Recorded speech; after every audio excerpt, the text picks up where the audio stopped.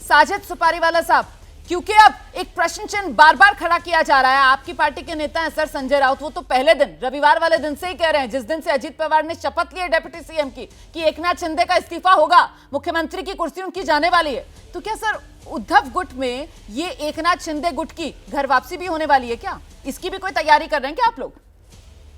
देखिए, सबसे पहली बात तो ये है कि आज से जब ये पहले के बाद सरकार बनाई बीच में छुरा भोग कर गए, तभी इनको समझना चाहिए था कि बीजेपी जो है ये समझ रही थी कि हम इसको इस्तेमाल करना चाहते हैं।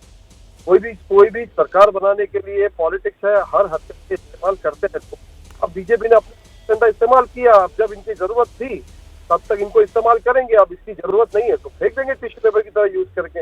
अब इनके पास अजीत पवार जी को बुलाना इसलिए पड़ा क्योंकि इनको खुद को पता था कि एकनाथ शिंदे जी के संदर्भ से और उनके कॉन्टैक्ट में रह के उनके सपोर्ट से जो इन्होंने गवर्नमेंट यहाँ पर स्टेट गवर्नमेंट बनाई, इसमें फाउंडेशन बड़ा वीक है। इनको डर था कि ये फाउंडेशन कहीं वीक ना हो जाए, हमारा कटघरा जो है, हमारी बिल्डिंग गिर ना जाए, इससे हम एक पिलर और ले लेते हैं जिसका नाम है अजीत पवार जी। ठीक है साजिद साहब, आप जो आरोप लगा रहे हैं बीजेपी पर, सुधांशु जी से जल्दी से एक जवाब ले लेते हैं। सुधांशु जी, सुना आपने, पहले शिवसेना को तोड़ा, जब ये एहसास हुआ पार्टी के इंटरनल सर्विस में कि एकनाथ शिंदे के साथ आने से बीजेपी का काम चुनाव में नहीं बनने वाला, तो फिर एनसीपी में ये बीजेपी की सेंध मारी। सुधांशु जी, देखिए, मैं कहना चाहूंगा इस समय इनको काल्पनिक बातों की बजाय यथार्थ की बात करनी चाहिए। दोनों पार्टियों के साथ समस्या जानते क्या हुई है कि पार्टी को परिवार न मानकर परिवार को पार्टी मान लिया, और इन दोनों नजरियों में जमीन आसमान का अंतर होता है कि आप पार्टी को परिवार माने या परिवार को पार्टी मान लें।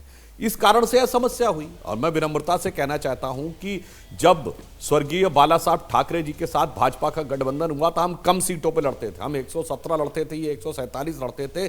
तब भी यह फार्मूला तय था कि जिसकी सीटें ज्यादा आएंगी उसका सीएम आएगा।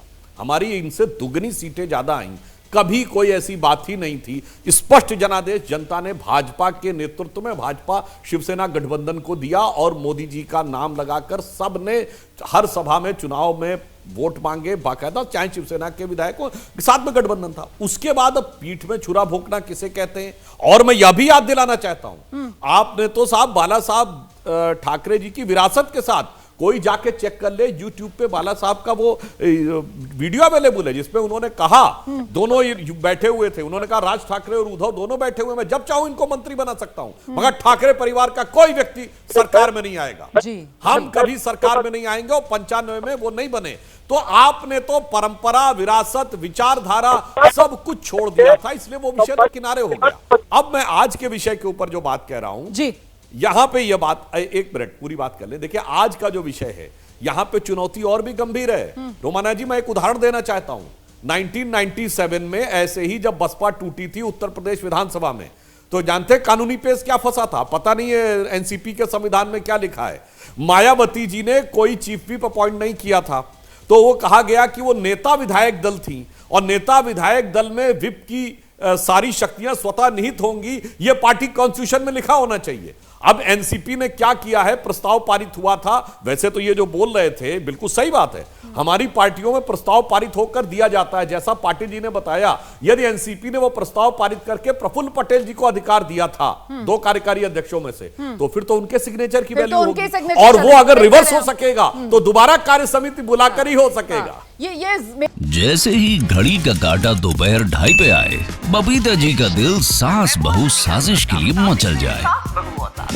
और ये है इनकी बहू, पूरे दिन ऑफिस की टेंशन हो जाए गॉन जब ये करें अपना फेवरेट शो फ्री टाइम पे ऑन।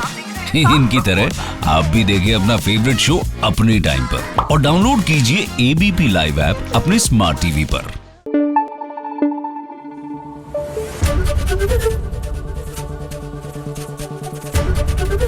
एबीपी न्यूज आपको रखे आगे।